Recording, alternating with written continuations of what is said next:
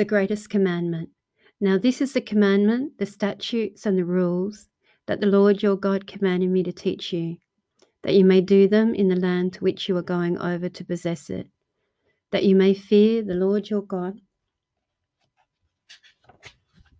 you and your son and your son's son, by keeping all of his statutes and commandments which I commanded you all the days of your life, and that your days may be long. Hear therefore, O Israel, and be careful to do them, that you may go well with you, and that you may multiply greatly, as the Lord, the God of your fathers, has promised you in the land flowing with milk and honey. Hear, O Israel, the Lord our God, the Lord is one. You shall love the Lord your God with all your heart and with all your soul and with all your might. And these words that I command you today shall be on your heart. You shall teach them diligently to your children, and shall talk of them when you sit in your house, and when you walk by the way, and when you lie down, and when you rise. You shall bind them as a sign on your hand, and they shall be as frontlets between your eyes. You shall write them on the doorposts of your houses and on your gates. And when the Lord your God brings you into the land that he swore to your fathers, to Abraham, to Isaac, and to Jacob to give to you, with great and good cities that you did not build, and houses full of good things that you did not fill, and cisterns that you did not dig, and vineyards and olive trees that you did not plant.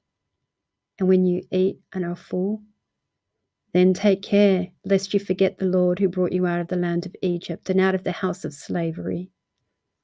It is the Lord your God you shall fear. Him you shall serve, and by his name you shall swear. You shall not go after other gods, the gods of your peoples around you.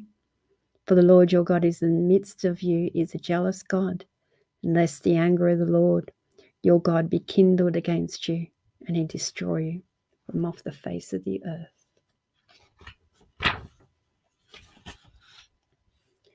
You shall not put the Lord your God to the test, as you tested him at Massah.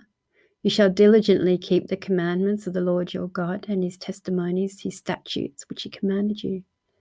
And you shall do what is right and good in the sight of the Lord, that it may go well for you, and that you may go in and take possession of the good land that the Lord has swore to give to your fathers, by thrusting out your enemies from before you, as the Lord has promised. When your son asks you in time to come, what is the meaning of the testimonies and statutes and the rules that the Lord our God has commanded you? Then you shall say to your son, we were Pharaoh's slaves in Egypt, and the Lord brought us out of Egypt with a mighty hand. And the Lord showed signs and wonders, great and grievous, against Egypt and against Pharaoh and all his household before our eyes. And he brought us out from there that he might bring us in and give us the land that he swore to give to our fathers. And the Lord commanded us to do all these statutes, to fear the Lord our God for our good always, that he might preserve us alive as we are this day.